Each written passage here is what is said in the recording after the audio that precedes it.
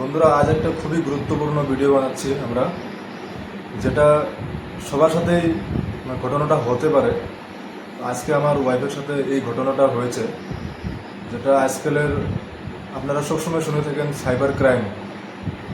তো তোমার সাথে কি হয়েছিল বলো তো? আজকে তোমার ওখানে ফোন এসেছিল একটা। হ্যাঁ, একটা কল আসছিল। তো ও বলছে যে একটা বাইদো হিন্দিতে কথা বলছিল।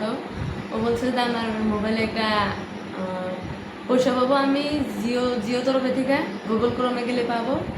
তে কীভাবে বললো আমি ওটা শুনছি, ওখানে যাই আমাকে বললো যে একটা লিঙ্ক আছে ওখানে ক্লিক করো, আমি বলে 4,000 টাকা পাবো। আমি বলে লাভ করছি জিও তরফের থেকে। আচ্ছা, তাই আমি তারপরে ওটা ক্লিক করি নাই, ক্লিক না করে আমি আমার হাজব্যান্ডকে কল করে দিছিলাম। তো ও বললো যে কিছু করো না, ওটা মানে ফেক সাইবার থেকে কল আইছিল।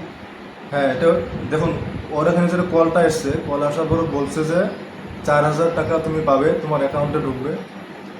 জিওর তরফ থেকে একটা অ্যাওয়ার্ড পেয়েছে আর কি। কিন্তু এটা ফেক ছিল।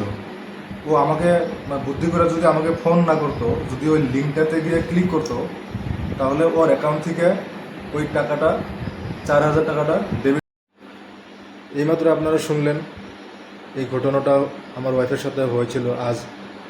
তো এরকম যদি কোনো কল আপনার ওখানে আসছে, কল আসার পরে আপনি যদি ফোন রিসিভ করার পরে ডাউট হচ্ছে যে এটা সাইবার ক্রাইম হতে পারে বা ফ্রড কল হতে পারে, তাহলে আপনার 1930-তে কল করে কমপ্লেন করুন।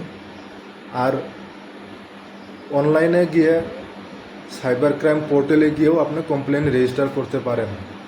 তো এই মোবাইল নাম্বারটা ওখানে সাবমিট করে আপনি কমপ্লেনটা রেজিস্টার করতে পারেন। আমি অনলাইনের রেজিস্টার করার সিস্টেমটা একদিন নেক্সট ভিডিওতে আমি দেখাই দিব, আপনাকে বুঝিয়ে দেব। তো সবাই ভালো থাকবেন।